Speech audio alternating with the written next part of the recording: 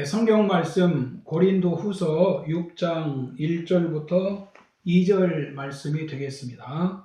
2절 말씀만 봉독해 드리겠습니다. 이르시되 내가 은혜 베풀 때에 너에게 듣고 구원의 날에 너를 도왔다 하셨으니 보라 지금은 은혜 받을 만한 때요 보라 지금은 구원의 날이로다.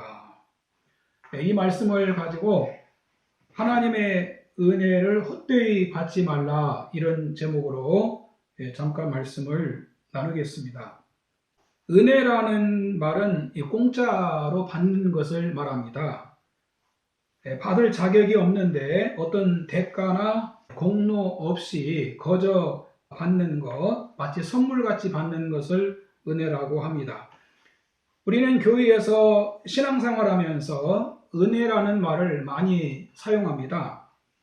설교를 듣고 감동을 받았을 때도 은혜 많이 받았다고 말하기도 하고, 또 초신자들에게도 은혜를 받아야 한다고 권면하기도 합니다. 보통 은혜를 받았다고 할 때 기쁘다든지 감동을 받을 때 혹은 깨달았을 때 은혜를 받았다, 그렇게 표현합니다. 또 분위기가 딱딱할 때 은혜롭게 합시다, 그런 말도 하지요. 너그럽게 하자는 것이지요. 물론 이런 것들도 작게는 은혜가 될 수 있습니다. 은혜는 크게 두 가지가 있습니다. 하나는 일반적인 은혜입니다. 그리고 또 하나는 특별한 은혜가 있습니다. 일반적인 은혜는 모든 사람들에게 차별 없이 주시는 자연적 은혜라고 말할 수 있습니다. 마태복음 5장 45절에 보면 하나님이 그 해를 악인과 선인에게 비추시며 비를 의로운 자와 불의한 자에게 내려주심이라. 우리가 하나님의 창조 세계에서 호흡하며 평안하게 살고 있는 것 자체가 하나님의 일반적인 은혜라는 것입니다. 얼마 전에 그 전자팔찌를 끊고 도주했던 50대 그 전과자가 도주 전후로 여성 2명을 살해한 뒤에 그 경찰서에 가서 그 자수하는 사건이 있었죠. 성범죄로 큰 집에 갔다 왔을 것이고 다시는 죄짓지 말라고 했을 겁니다. 그리고 전자팔찌까지 채워서 관리를 받고 있었습니다. 그런데 어떻게 또다시 그런 살인죄까지 저질렀는지, 이것이 인간이 할 수 있는 것인지 참 상상이 안 가지 않습니까? 그런데 그런 흉악범죄가 일어났습니다. 정말 안타깝습니다. 인간은 하나님이 주신 일반적인 이 자연의 은혜도 이렇게 지키지 못한다는 것입니다. 죄로 망가진 인간은 자기 인생 하나도 스스로 지키지 못한다고 하는 걸 생각을 합니다. 그런가 하면은 하나님이 주시는 특별한 은혜가 있습니다. 이것은 하나님께서 그의 아들 예수님을 통해서 인간에게 베풀어 주신 하나님의 사랑과 이 구원의 은혜를 말합니다. 우리 인간은 모두가 하나님의 은혜를 받아야 됩니다. 하나님의 일반적인 은혜도 받아야 되고 또 특별한 은혜도 받아야 됩니다.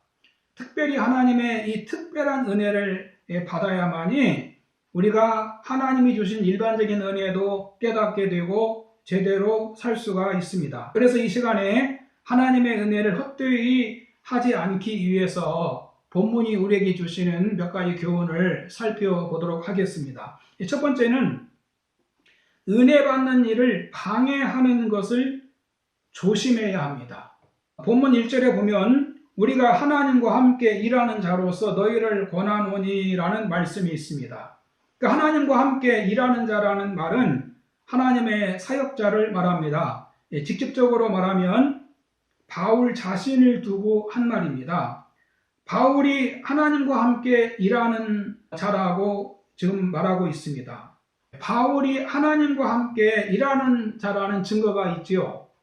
이 전장 고린도후서 5장 20절에 보면 그러므로 우리가 그리스도를 대신하여 사신이 되어 하나님이 우리를 통하여 너희를 권면하시는 것 같이 그리스도를 대신하여 간청하노니 너희는 하나님과 화목하라는 말씀이 있습니다.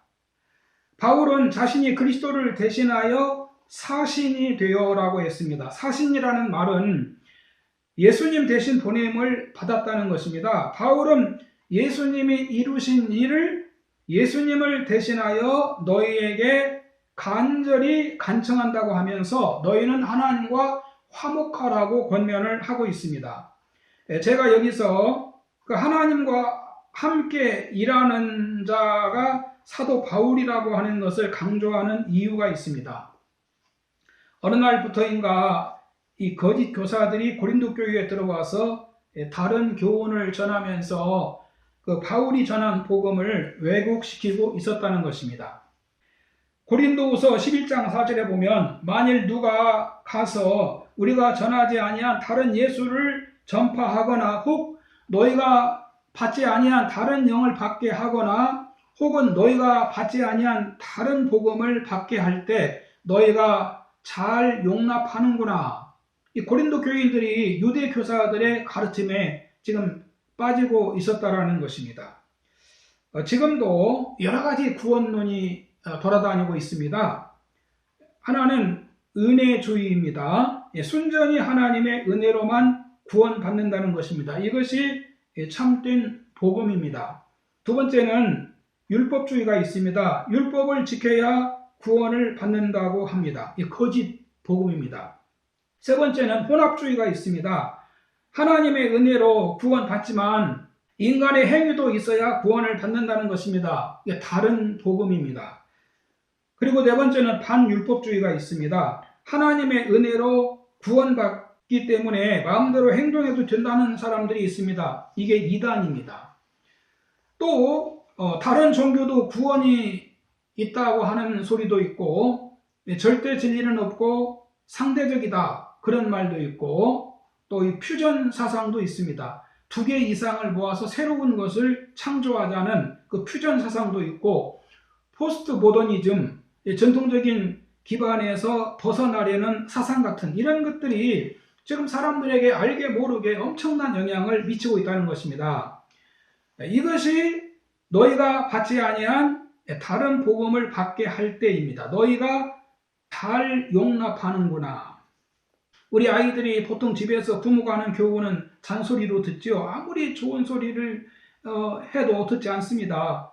이 부모 교훈을 듣는 자녀들은 한 20% 정도 된다고 그럽니다. 그리고 친구가 하는 소리를 듣는 경우는 50%가 넘는다고 그럽니다. 그러니까 옳은 소리는 들어야 하는데 자기가 듣기 좋은 소리 또 원하는 소리만 이렇게 들으려고 한다는 것입니다. 여러분, 지금도 이 세상은 우리들로 하여금 주님 믿는 일을 방해하는 것이 많습니다.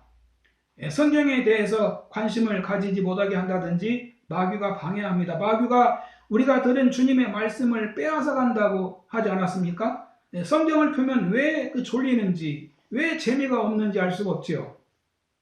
우리 성도님들은 이 성경의 가르침을 소홀히 하지 말아야 됩니다. 하나님의 은혜 받는 일이 방해되는 것을 조심해야 되고 항상 깨어 있어야 됩니다. 디모데후서 3장 14절에 그러나 너는 배우고 확신한 일에 거하라. 너는 네가 누구에게서 배운 것을 알며 또 어려서부터 성경을 알았나니 성경은 능히 너로 하여금 그리스도 예수 안에 있는 믿음으로 말미암아 구원에 이르는 지혜가 있게 하느니라.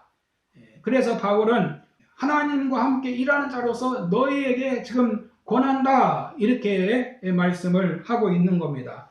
두 번째는 하나님은 예수님을 통해서 은혜와 구원의 길을 열어 놓으셨습니다. 본문 보면 내가 은혜 베풀 때 너를 듣고 구원의 날에 너를 도왔다라고 말씀합니다. 이 말씀은 이사야서 49장 8절을 인용한 말씀입니다. 거기 보면은 여호와께서 이같이 이르시되 은혜의 때에 내가 내게 응답하였고 구원의 날에 내가 너를 도왔도다. 내가 장차 너를 보호하여 너를 백성의 언약으로 삼으며 나라를 일으켜 그들에게 황무하였던 땅을 기업으로 상속하게 하리라. 이게 무슨 말씀입니까? 메시아가 오셔서 이루실 나라에 대한 예언입니다. 하나님이 장차 메시아를 백성의 언약으로 삼아 나라를 일으켜서 그들에게 그 황무하였던 땅을 회복해서 기업으로 상속으로 주시겠다고 하는 말씀입니다. 메시아를 백성의 언약으로 삼아, 이 말씀은 예수 그리스도의 대속 사역을 하나님이 받으시고 은혜를 베푸실 것을 말씀하시고 있는 겁니다. 그래서 내가 은혜 베풀 때 너를 듣고 구원의 날에 너를 도왔다라는 말씀은 장차 오실 메시아의 대속 사역의 근거를 두고 있는 겁니다. 하나님이 아무 때나 은혜를 베풀고 아무 때나 부르면 응답하시는 게 아니라는 겁니다. 메시아가 오셔서 하나님이 인정하실 만한 중보자가 되실 때 그 일을 백성의 언약으로 삼아 죄인들을 구원하시는 일을 하실 것이라고 하는 그런 말씀입니다. 그런데 이 본문이 바로 그 말씀이 이루어졌다고 지금 얘기하고 있는 겁니다. 고린도후서 5장 14절에 보면 그리스도의 사랑이 우리를 강권하시도다. 우리가 생각하건대 한 사람이 모든 사람을 대신하여 죽었은즉 모든 사람이 죽은 것이라. 예수님이 믿는 자들의 죄를 대신 지고 죽으셨다는 것입니다. 주님을 믿는 자들은 주님을 통해서 죄 문제가 해결되었다는 것입니다. 그래서 고린도후서 5장 17절에 보면 그런즉 누구든지 그리스도 안에 있으면 새로운 피조물이라. 이전 것은 지나갔으니 보라 새롭게 되었도다. 주님을 믿는 자는 주님 안에서 새 사람이 되었다는 것입니다. 20절에 그러므로 우리가 그리스도를 대신하여 사신이 되어 하나님이 우리를 통하여 너희를 권면하시는 것 같이 그리스도를 대신하여 간청하노니 너희는 하나님과 화목하라. 바울은 예수님을 대신해서 권하노니 너희는 하나님과 화목하라. 이렇게 권면을 하고 있는 겁니다. 그래서 이제 우리가 예수님을 영접함으로 하나님의 자녀가 되는 것입니다. 요한복음 1장 12절에 보면 영접하는 자 곧 그 이름을 믿는 자들에게는 하나님의 자녀가 되는 권세를 주셨으니 이는 혈통으로나 육종으로나 사람의 뜻으로 나지 아니하고 오직 하나님께로부터 난 자들이니라. 할렐루야. 그래서 지금 우리는 하나님의 은혜를 받고 하나님이 약속하신 구원을 받을 수 있는 겁니다. 예수님은 공인된 구원의 길이라는 것입니다. 어떤 죄인도 그 누구도 예수님을 통해서 이제 구원을 받을 수가 있다는 것입니다. 여러분, 우물에서 숭늉을 찾는다는 말이 있지요. 이 숭늉은 부엌에서 나오는 겁니다. 줄 수 있는 자리에서 구해야 하는 것이지요. 연못구어라는 속담도 있습니다. 나무 위에 올라가 물고기를 구한다는 말입니다. 물고기는 냇가나 강가에 가야 잡을 수 있는 겁니다. 나무에 올라가서 물고기를 찾는 것은 사리에 맞지 않는 것입니다.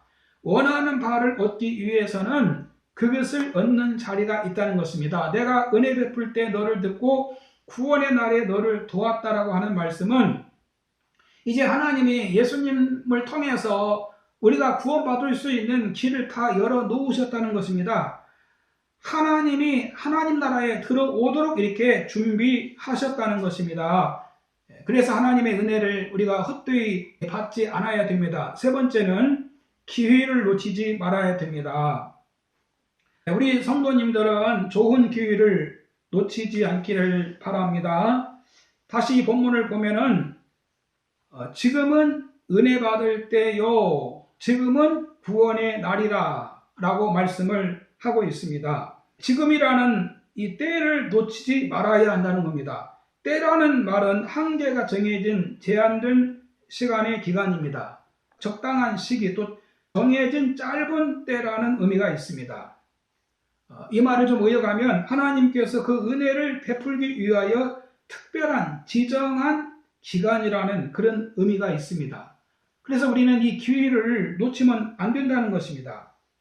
히브리서 12장 15절에 보면 너희는 하나님의 은혜에 이르지 못하는 자가 없도록 하고 또 쓴 뿌리가 나서 괴롭게 하여 많은 사람이 이로 말미암아 더럽게 되지 않게 하며 음행하는 자와 혹 한 그릇 음식을 위하여 장자의 명분을 판 에서와 같이 망령된 자가 없도록 살피라. 너희가 아는 바와 같이 그가 그 후에 축복을 이어받으려고 눈물을 흘리며 구하되 버림바가 되어 회개할 기회를 얻지 못하였느니라. 그러므로 우리는 하나님이 예수님을 통해서 주시는 이 은혜의 기회를 놓치지 말아야 됩니다. 하나님의 은혜를 사모해야 됩니다. 은혜는 아무 때나 오는 것이 아닙니다. 지금이 은혜의 때라고 말씀하셨는데 지금 은혜를 받지 못하면 앞으로 언제 은혜 받을지 모른다는 것입니다. 항상 은혜 받을 때가 있다고 생각하지 말고 기회를 놓치지 말고 항상 은혜의 자리에 있어야 되고 은혜를 사모해야 됩니다. 여러분, 기회는 항상 있는 것이 아닙니다. 오늘 있다가 내일은 없을 수가 있습니다. 이사야서 55장 6절에 너희는 여호와를 만날 만한 때 찾아라. 가까이 계실 때 그를 부르라. 지금 예수님이 십자가를 지심으로 은혜 받을 수 있는 길을 열어놓으셨을 때 지금 은혜의 보좌 앞에 나와 하나님의 은혜를 받아야 된다는 것입니다. 결론입니다. 하나님의 은혜를 헛되이 받지 맙시다. 하나님 말씀을 가까이 합시다. 하나님의 은혜의 초대에 참여합시다. 기회를 놓치지 맙시다.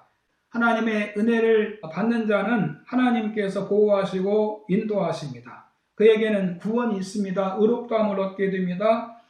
우리 주님과 함께 하나님 나라를 상속받는 후사가 됩니다. 그리고 생명의 왕노릇을 합니다. 또 하나님의 능력을 주셔서 승리하게 하십니다. 우리 모두 어려울 때 하나님의 은혜를 받으시고 그 은혜로 승리하십시다.